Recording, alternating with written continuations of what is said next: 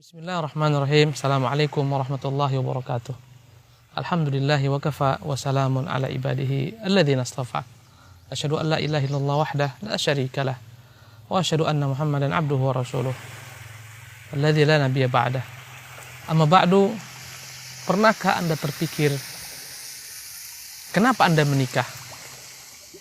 Banyak orang-orang ketika ditanyakan kepadanya, apa obsesi Anda dalam menikah? Dia mengatakan, ya kebiasaan.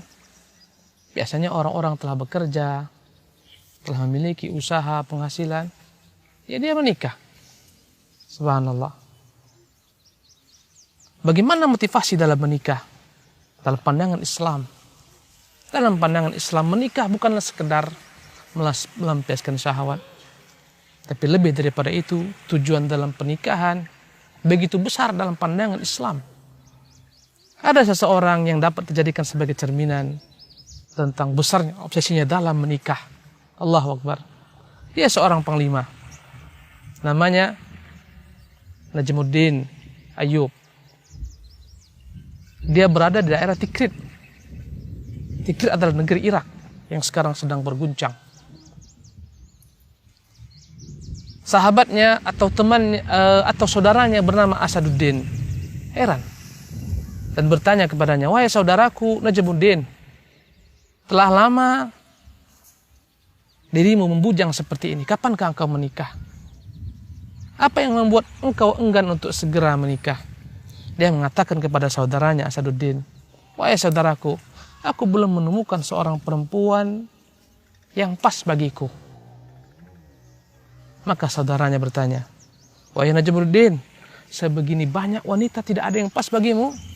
Dia katakan, ya, belum ada yang pas bagiku dalam menikah. Maka bertanyalah saudaranya Asaduddin, apa yang kau cari? Siapa yang kau cari? Kalau engkau mau, kalaulah engkau sudi, saya akan segera mendatangi putri dari raja kita, putri sultan.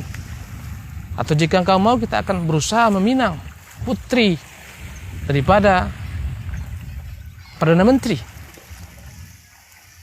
Dia katakan, wallahi, putri Perdana Menteri, putri raja, tidak ada yang pas buatku. Mereka bertanya, subhanallah, tipe wanita bagaimana yang pas bagimu?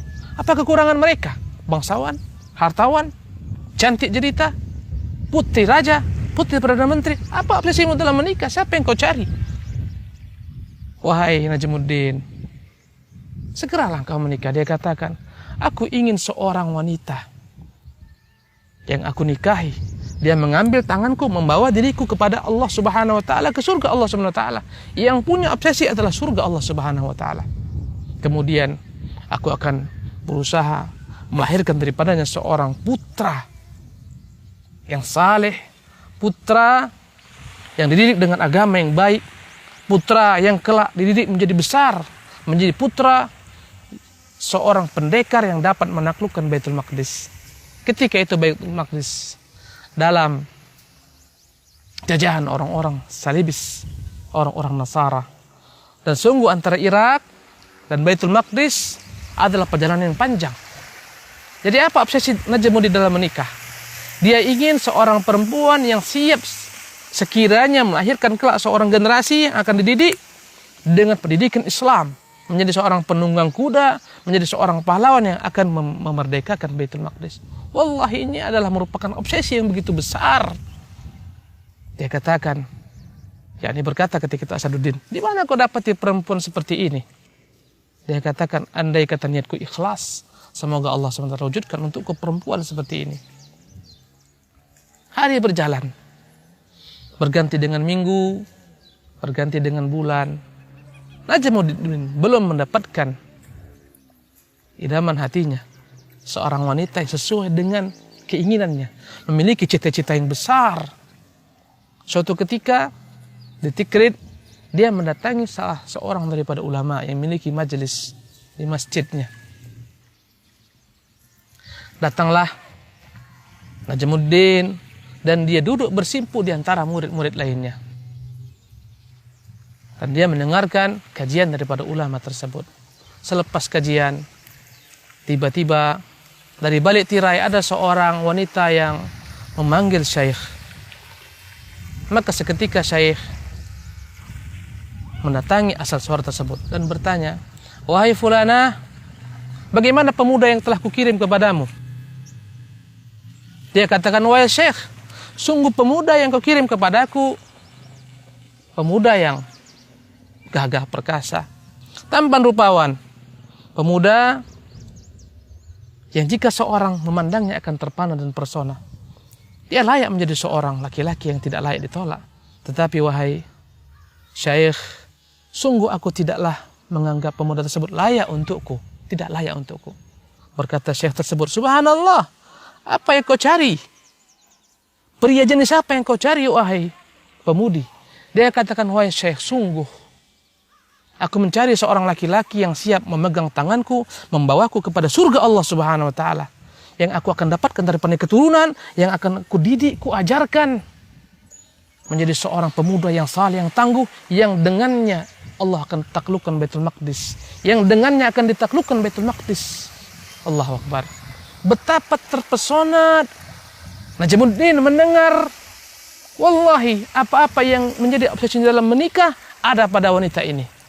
Dia katakan, "Wahai Syekh, wallahi wahai Syekh, nikahkan saya dengan perempuan tersebut." Saya berkata, "Wahai Najmuddin, tahukah engkau dia adalah seorang perempuan yang fakir. Dia bukan seorang bangsawan, dia bukan putri raja. Dia hanyalah seorang perempuan biasa di kampung ini."